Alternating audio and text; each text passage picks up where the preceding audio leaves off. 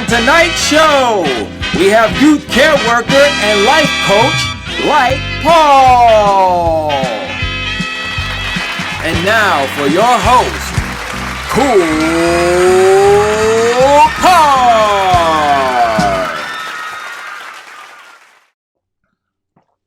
What's happening, y'all?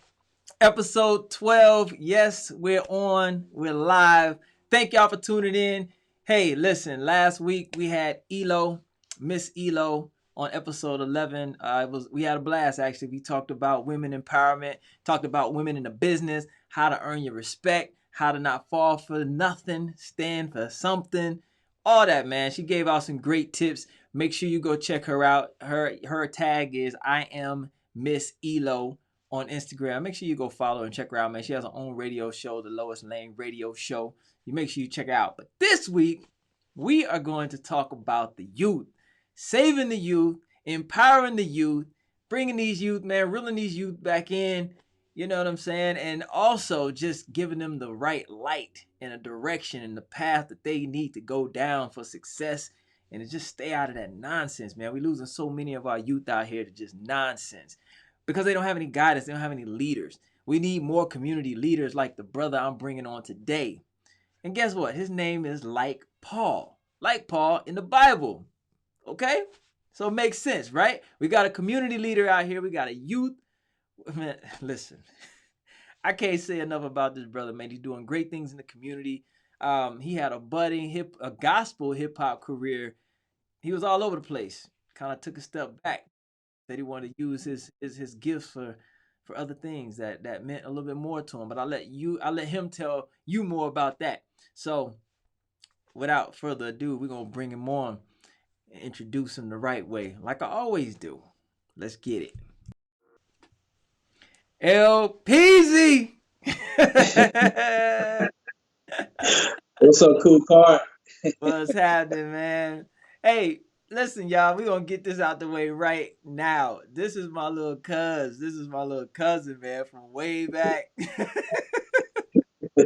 Oh, man, I've been seeing this brother grow I'm telling you, from way back, man. This kid used to want to just race me all the time, man. We was always in competition of who had the best shoes.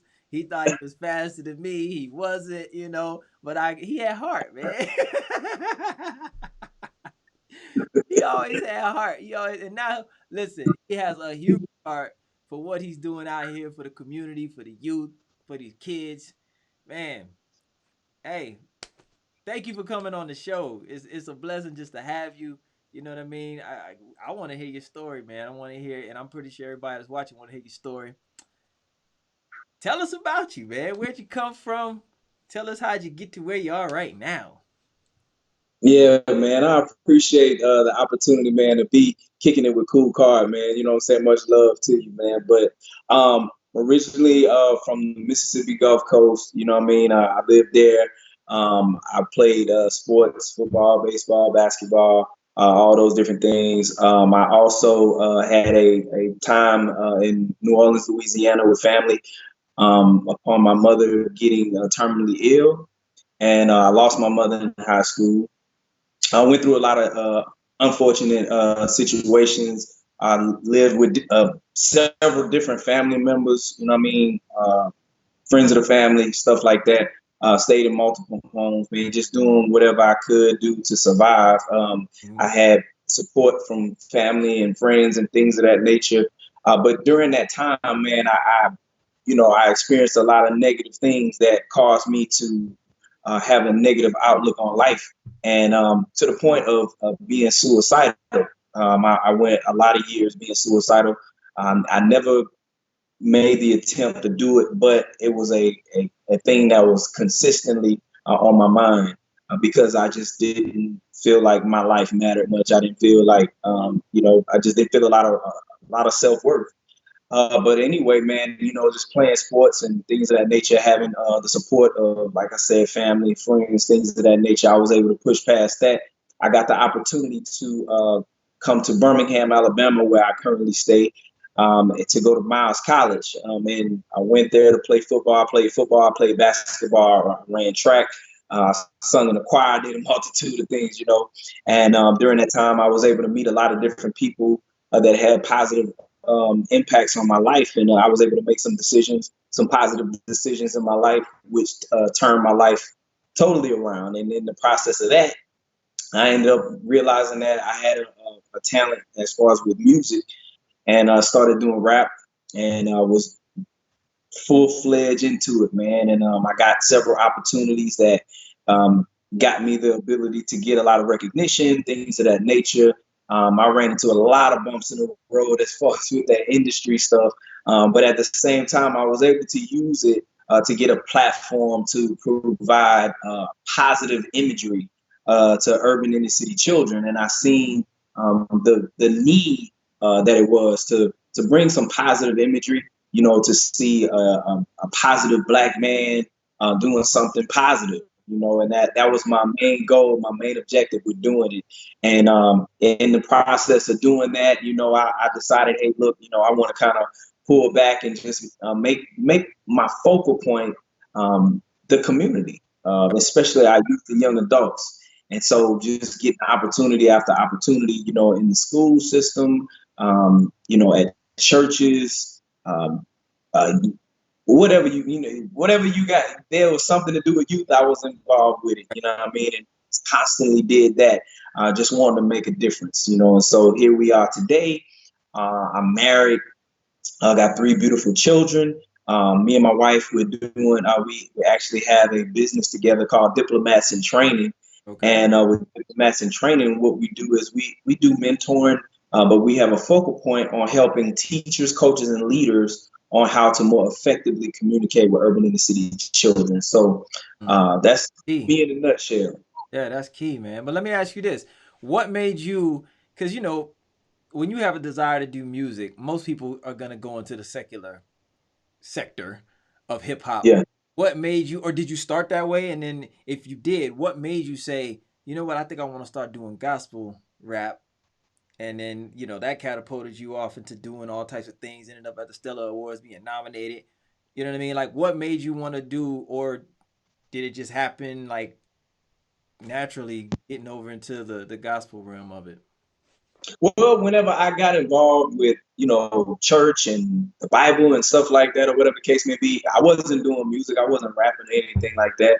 Okay. So whenever it came into my heart to start writing rhymes, you know what I'm saying? I was only writing about what I knew about. You feel me? What I was doing. Yeah, You know what I'm saying? So I wasn't even doing it, man, trying to quote unquote get on. Yeah. I was actually doing it because, I realized that church was like boring to people, and I wanted to make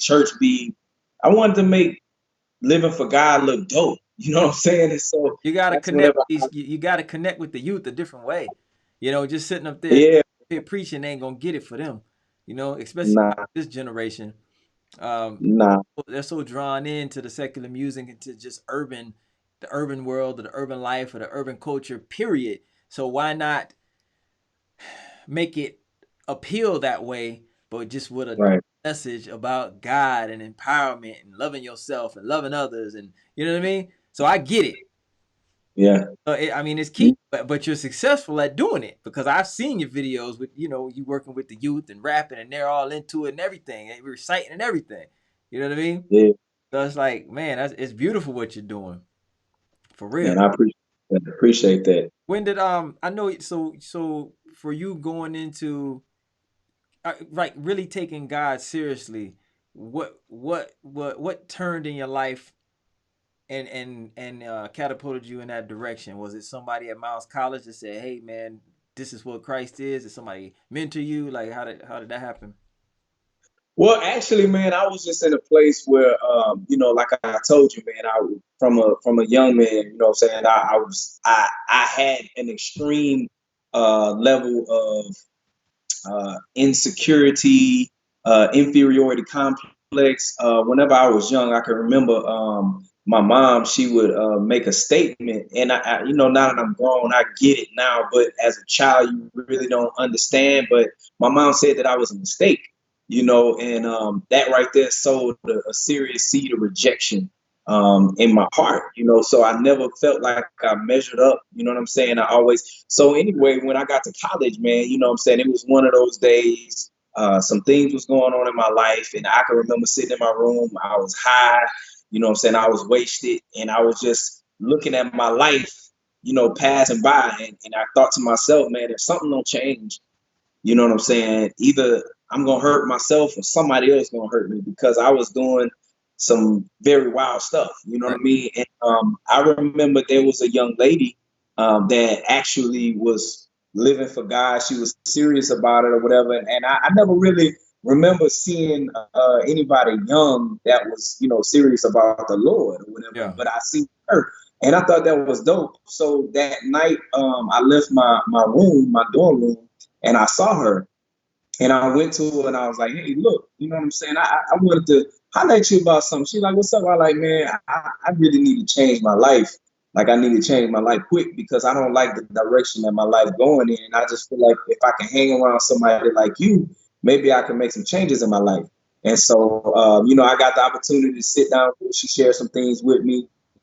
She led me to Christ right there, and she was somebody that was real.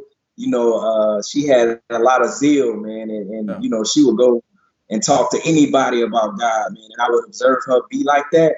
And so basically, I started functioning like her, and in the process of me being that way, I wanted to be more contemporary with my message. And so that's when I started doing them. I sat down and started writing, what I'm saying, writing lyrics, you know what I Yeah. mean? And I was able to come up with some dope raps, and I would go on the yard and I would go spit my rhymes, and people was like, man, that's tight. So, you know what I'm saying? I got the opportunity to get into the studio and start recording.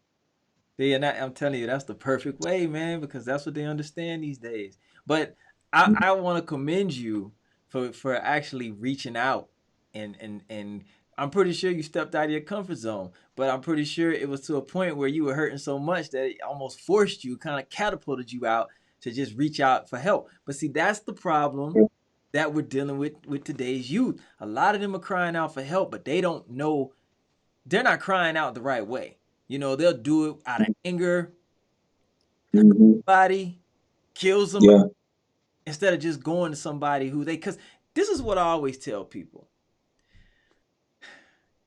This came about this came about with a discussion that I won't talk about on this show, but you always have a choice.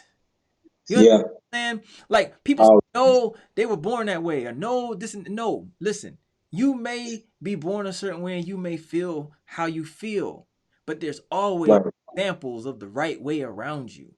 There's always Indeed. examples. So you do have a choice. There comes a time in your life where you are grown enough, you are mature enough, whether you're still childlike or child-minded, you're still mature enough to be influenced by the examples around you, and you see the choices that you have to choose from. Indeed. Indeed. Choices you're gonna make. You know, we have Yeah. choices.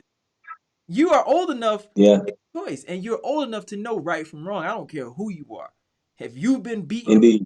You've been wronged all your life. You know what bad feels like, but you also know what good looks like, because you see other people, Right. have it good, or just being good to you, or being loving to each other. You understand. No doubt. But what happens is a lot of people see other people being happy, and now it's resentment that you're happy and I'm not, instead of going to them saying, "Hey, man, help me." Yeah. Man, and Yeah. you did that. So I commend you for that. Like, you did that. That's big of you. And we need, and I'm telling you, with what you're doing, it's a beautiful thing, because I'm pretty sure you're leading these kids in that direction of saying, hey, if you're feeling some type of way, speak out. Ask for, Indeed. you're not the In, only one feeling that way, but a lot of times we feel alienated, we feel isolated, we feel like we're the only ones feeling that way, because we all go through stuff. I was depressed in 2009. Like, I'm telling you, like, I can say this. You said that you were on the verge of suicide. You thought about it, this and that, right? And back then you didn't know God.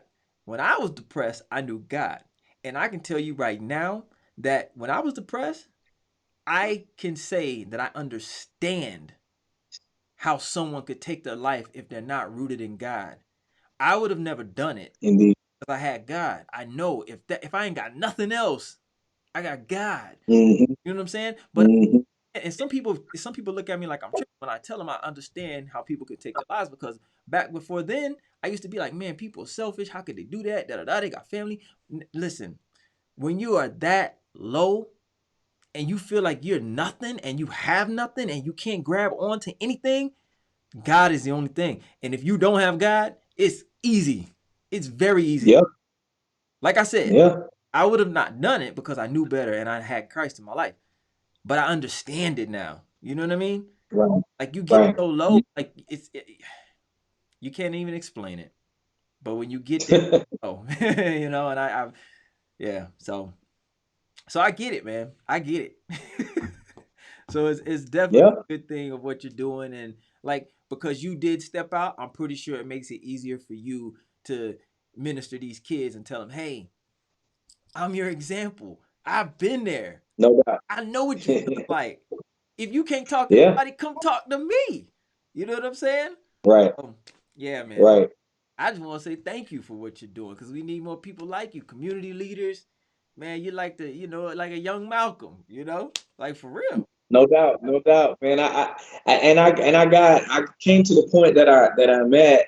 I can remember 2007. I remember, man, I was going, doing tours, going to different high schools and stuff like that. And I can remember a particular high school I went to, man, and I met some of the most amazing young people, man. But these guys were lost. Yes. I'm talking about lost. Yeah. And several of them came to me and they was just telling me how lost they were. Yeah. And I was just so concerned because I'm looking around the school and I didn't see any men in the school.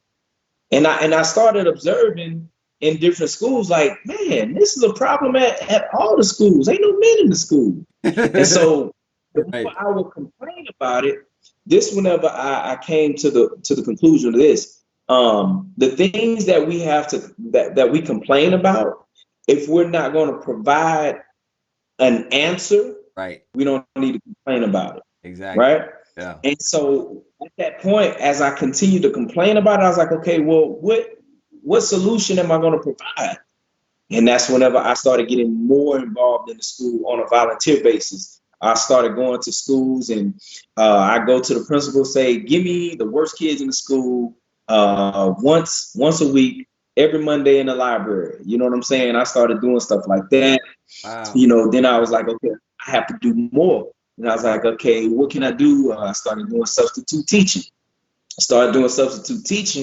And because I teach all the time, you know what I'm saying, when it comes to, because I believe if you can teach the Bible, you can teach anything, you know what I'm saying? So, I started doing substitute teaching, and they would be so surprised that I could teach so good, you know what I mean? And so word started getting around, and then other schools started wanting me to substitute teach. And next thing you know it, man, I'm going all over the district, going because all the different schools wanted me to come and substitute teach at their school. Wow. So I was doing that. Then I started becoming a teacher's aide. Then, what I'm saying, whatever I can do to get involved, to be able to be a positive light to children, I Yeah. started doing it. You know what I mean? Because I wanted to be the answer to that problem. You know what I'm saying? Ain't no men in the school. You know what I'm saying? And so I was like, okay, I'm gonna complain about it, or I'm gonna do something about it. So that's when I started doing that and started building strong relationships with a lot of the youth and young adults, man. And I got the opportunity to watch them go from middle school up through high school, graduate, go off to college. You know what I'm saying? All that, man. So it's been absolutely amazing, man. That's cool, man. And and a lot of those boys, I'm sure they needed a positive male figure in their life. They may not have it at the home, but if they can look forward to coming to school and be like, "Oh man, I'll be around LP, man. He's real cool," because I see how you interact with him. Yeah, You're relatable, and you don't yeah, feel like, oh, he's a father figure, like, but they respect you in that manner. You know what I mean? yeah. The knowledge that you bring and the love and the care that you show them, they respect you in that matter. But I see how you're able to relate to them, and they can feel comfortable around you. And I'm pretty sure they tell you a lot of things they probably don't even tell their father if they do have a father at home. You know what I mean? Indeed. Indeed. Yeah.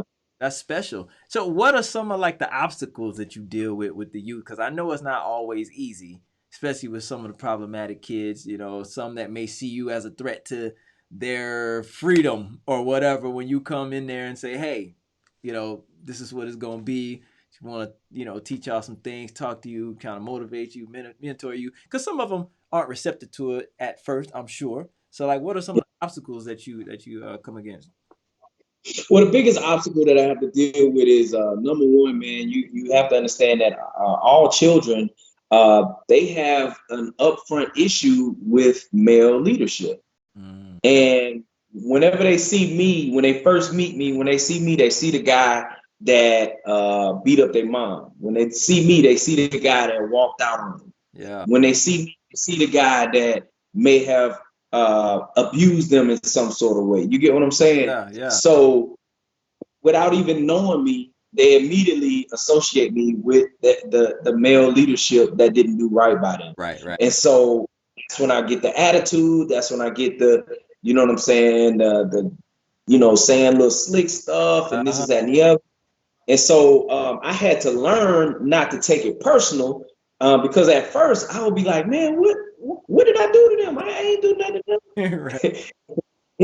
It dawned on me one day. I was in the classroom. It was in a math class, and the girl just, you know, all I did was I made, you know, I told her, you know, you can't be talking right now. You know what I mean? Right. She went off on me. I'm talking about she went off on me. She cursed me out like Wow. it was nasty. And at that point in time, I felt within, you know what I'm saying, like she got problems that's totally unrelated to Oh you. yeah. Oh, it's deep. And Yeah. so I thought about it and I'm like, man, you know what? I get it now. So whenever I would see it on a consistent basis, I would not, I was like, I would be like, man, what is wrong with you? And that, you know what I'm saying? But after that, it was like, okay, I understand. She don't know me like that. And, you know, a lot of those kids that gave me the hardest time, man, if they see me out and about somewhere now, they're gonna be the road trying to get to me. You know what I'm saying? Yeah. And so, you know, again, because I let them know that I'm gonna be consistent. I let them know that I'm gonna be, you know, I'm gonna be there for them. You know, Yeah. and so being that I've been in so many different school systems and stuff like that. You know, if I go to a game, more than likely I know the kids on both teams. You know what I'm saying? And so That's I'm gonna go on both sides, and you know what I'm saying, and shake hands, take pictures, and you know, get back to the other side. Man, why you was over there by them? Man, come on, man, I love all y'all. right. But yeah, man, it's a beautiful thing. But that's the biggest obstacle, man. That right there. You know, the little young guys that, you know, they got a chip on their shoulder and, you know what I'm saying, they acting out, you know what I mean, if they not feeling like they're getting the attention from me, if they're not getting enough attention from me, I'm giving too much attention to some other students, you know what I'm saying, they're gonna act out, do something crazy, Yeah. you know what I'm saying, try to talk tough for no other reason just to get me to give them some attention, Yeah. you know what I'm saying. And so, you know, I remember when I was a kid in school and I would act up, the teachers would say, he don't get no attention at home. I'd be like, how do you know? You know what I'm Yep. saying? How Yep. she know? So I know whenever kids are they not getting that attention at home, I will on purpose give them an extreme amount of attention. You know what I'm saying? Just to settle that little thing they got, you know what I'm saying, with wanting some attention, and then they chill out, you Yeah. know. That's cool. That's super cool. So, what would you say is the most rewarding aspect of mentoring these kids? And Man, one of the most rewarding things, man, is just uh, seeing them accomplish things that they didn't believe they can do. You know, because like, you know, I ain't gonna flex, man. When I was a substitute teacher, I would hurry up, I would get that lesson. You know, I would teach that lesson and encourage everybody to get their work done, so I can spend the rest of the time doing motivational speaking for them. You know, that's cool. I would just stand up there and I would practice. I would practice my, whatever it is I was studying, whatever I wanted to communicate. Yeah. You know what I'm saying? I got 6 periods. So, 6 times I got 6 shots at this, you know what I'm Right. saying? And I would practice, you know what I'm saying? And I'm like, man, let me see which period I did it the best, you know what I'm saying? And so I would, man, spend a lot of time, man, just motivating them. And then whenever I would see them at football games, basketball games, I get the opportunity to just sit down and one-on-one with them and to see them take the information that I'm providing and they apply the information. Yeah. And see, whenever they get some productivity and they come back and they tell me, you know what I'm saying, man, that right there is amazing. And then the wildest thing, man, when I see people walk up to me and I'm looking at them like, what's up, man? And they like, man, you may not remember me, man, but you came to my school. And I'm looking at them, they look older than me. Man, I remember you came to my school, man, and you told me XYZ and blah, blah, blah, man, and that really motivated me, man. And I'm gonna give you one particular experience, man, that just really, really blew me away. I was at a barbershop. And I was just visiting, one of the barbers, hanging out with him a little bit. And I saw a young man in there. He was reading a book. And I can remember, I'm like, man, that's what's up. The little young dude reading a book. So I walked out of the barbershop, and the young man walked out behind me, and he said, hey, man, you may not remember me, man, but you came to my school some years ago. And he told me the several things that he said that I said to him. And he was like, man, when you shared what you shared with me, at the time I was in a gang. I got out of the gang. I stopped selling drugs and I went and got a job, and I made a commitment to help my mama to pay her bills. And man, I just been living a regular lifestyle ever since then, man. And I owe it to you. And I'm sitting thinking, I'm like, when was this? He told me the year and everything, and I immediately remember. I remember like it was yesterday, man. I was standing there outside of his school. It was after school, standing outside of school talking to the young man. And man, the little dude was so lost, man. And I can remember just telling him, helping him to identify with his greatness. Yeah. You know what I mean? And he was able to take that, and now he's living a productive lifestyle. So just seeing that, man, that's the most rewarding thing, man. Dang. Man, that right there gave me chills. For real. Like, that's beautiful. For real. That's Yeah, man. awesome, man. That has to feel awesome to hear that. Wow, just keep doing what you're doing. And what did I say earlier? Did I say a young Malcolm? Did I say a young Martin? Because you're more like Martin. Martin Luther King. Birmingham dog goes to, you know what I mean? Hey. Hey, I get my Malcolm on too now, bro. Don't get it twisted. Hey, it's like, he was of some good. He was No of doubt. good. He was a little militant, but he was of some good. So do you ever will you ever consider becoming a pastor? Or are you a pastor? I mean, I don't know if you are or not. Or I really don't. Or what you're doing is more fulfilling. Like, do you feel like you need to be in the streets and going out to these kids and touching them out there? Because, I mean, it sounds to me like you out here street preaching and it's working. Yeah, man. Actually, man, I actually function. I function as a pastor because the role of a pastor is to pray for the flock, be an example to the flock, and teach the flock. Yeah. You know what I'm saying? Or feed the flock, so to speak. And so, man, I've been doing that for years, man. You know what I'm saying? I'm actually functioning in it, but I'm not operating in it in the formal manner in which we are accustomed to. Right. As far as like, there's this one guy in up top at a church, and everybody's down here, and you know what I'm saying? Yeah. I don't function in that capacity, so to speak, but I function in the function, so to speak. You get what I'm saying? Yeah. And you know what I'm saying? And I've been doing it for years, man. But from a more organized standpoint, I'm gonna go ahead and put this out there. I hadn't because I have not gone public with what I'm about to tell you. Okay. You know what I'm saying? Okay. Exclusive. But Give it the cool look, you exclusive. get some exclusive information. Um, I'm about to embark on this thing, man, where I deal with a lot of people, man, and people who are real people that have real issues, they have real life.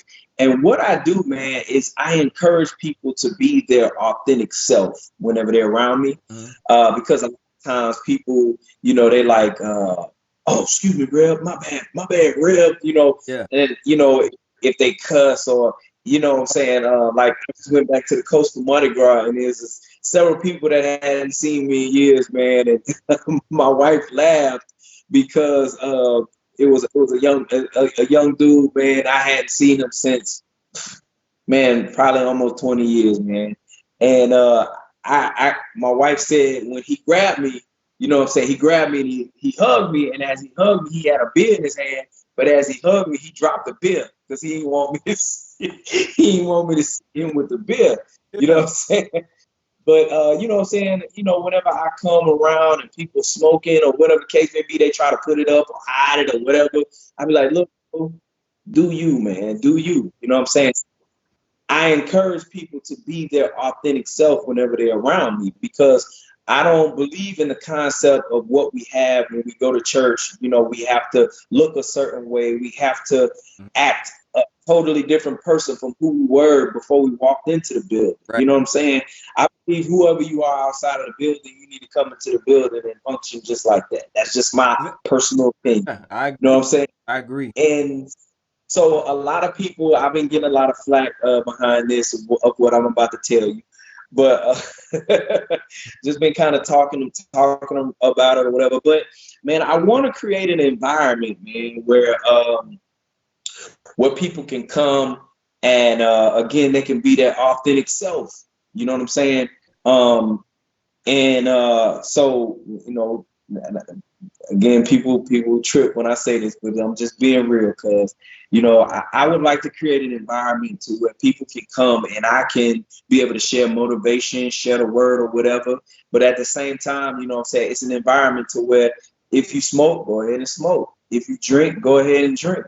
You know what I'm saying? You be your authentic self. You do what you do. You know what I'm saying? And you But know I'm going what? to share motivation and You know inspiration. what? That's gonna work. It's gonna work because a lot of people won't go into the church house because they feel like they're gonna be judged because of who they are at that time. So if you let them come as they are, come as who they are, let them do what they do, eventually over time, they're gonna put that drink down. They're gonna put that spliff down. They may not put it down, but I Right. bet they change their life. I bet, Yep. you know what I mean? They will. They will. Indeed. Man, that's wow, that's brilliant. Do it. Do it. Yeah, man. Who cares Yeah, man. what they say? Do it. Because a lot of people, especially street guys, and we know them, they're not going in the church house because they're gonna be judged. And they don't want to put a suit on. Why? Because it's their prerogative. They don't need to have a suit on to go get the word. You don't. Yeah. You know what I mean? Yeah. If you want to walk there Yeah. with a 40, it's unorthodox. But why, but I'm with you. Why not? But they're coming to Yeah. the word. That's what you want them to get, right? Yeah. That's what you want them to get, right? Yeah. Who cares what they have in there? Indeed. Who cares? They're coming to get the word. Right. Eventually, Mm-hmm. eventually, they may not put it down, but hey, they might leave it outside the door. Let me go and just Right. that outside the door to be there when I leave out, and I'm gonna pick it back up and get the swigging when I leave. But I'm going to get this word right now. Yeah. It could Yeah, work. man. I mean, I got inspired to do that, man, just because again, man, whenever people see that I accept them, what I'm saying, for who they are. Yeah. You know what I'm saying? They appreciate that. You know what I'm saying? Because, unfortunately, a lot of people came up in extremely religious homes, and, what I'm saying, their parents beat them over the head with the Bible. The parents, you need to clean yourself up. You need to clean yourself up and come to church. And, you know what I'm saying? And, Right. and the most challenging thing that I have, man, is on Easter Sunday when you got people coming into the church. They hadn't been in church since last Easter. Yep. And they come in and they're so uncomfortable. And you know what I'm saying? They got on this big old stupid looking suit that don't fit because they don't usually dress that way. You know what I'm saying? And they looking crazy, and they got this expectation that everybody's looking at them. You know what I'm saying? Yeah. So and you can look at people and tell, you know what I'm saying, that, you know, they've been through some stuff, and Right. you can tell that they living that life. You know what I'm saying? You can look at people in their face and see that. But man, those are the people that I look for, man. You know, on any given Sunday, you'll see people like that, and those are the people that I look for, man. And I go to them and I grab at them, I hug them, and I tell them I love them. You know what I'm saying? You know, I compliment them on their shoes or whatever, and just take some time out to just talk to them. You know, because a lot of times they feel like, man, I don't belong in here, because, you know what I'm saying, all these good people in here, man, I don't live up. You know what I'm saying? Yeah. And so, man, I purposefully, man, you know, these guys, man, I go into the studio session with some of these guys, you know, some of them drug dealers, some of them killers, some of them, you know what I'm saying, they got real life issues going on, man, and I just embrace them. You know what I'm saying? I embrace them. And, you know, I spend quality time with them, man, just doing life with them.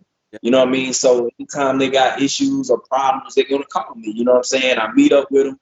You know what I'm saying? Talk to them about child support, their child support issues, their baby mama issues, whatever the issue.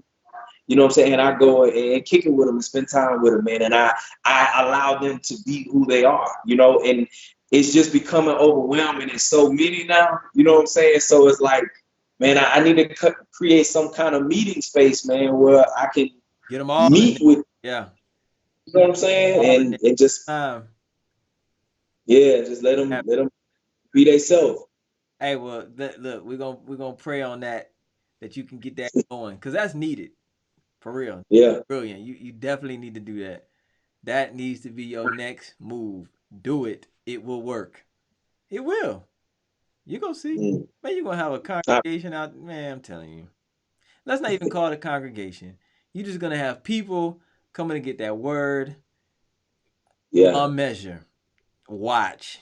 You already know it though. You know that.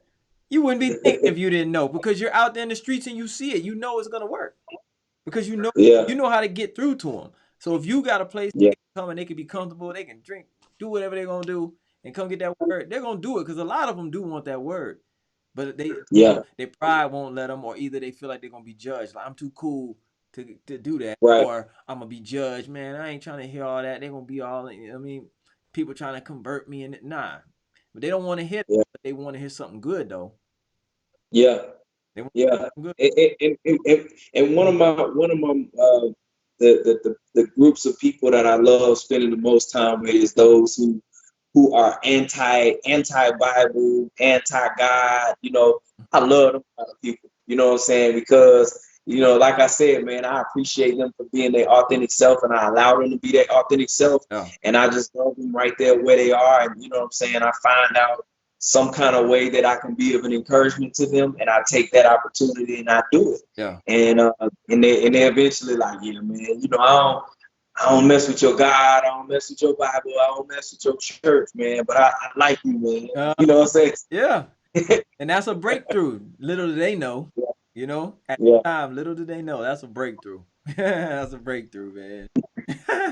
Hey, so if somebody wanted to utilize your mentoring services, your motivational speaking services, how could they reach you? Man, you can hit me up on my Facebook page, LP like Paul. Same thing on Instagram, same thing on Snapchat. And I have 2 websites as far as with my company, Diplomats in Training. You can go on diplomatsandtraining.com. You can go in there and you can see the team that we have, the services that we offer. Then if you want me to come and speak to your kids or perform or something like that, you can hit me on my other website. It's lplikepaul.com. It's lplikepaul.com. You know what I mean? But man, like I said, man, you can hit me up on social media. I'm on social media. You know what I'm saying? I engage, I talk, I share my schedule, what I'm doing. You know what I mean? So you can hit me up. on any of those platforms, man, and we definitely can make something happen. Okay.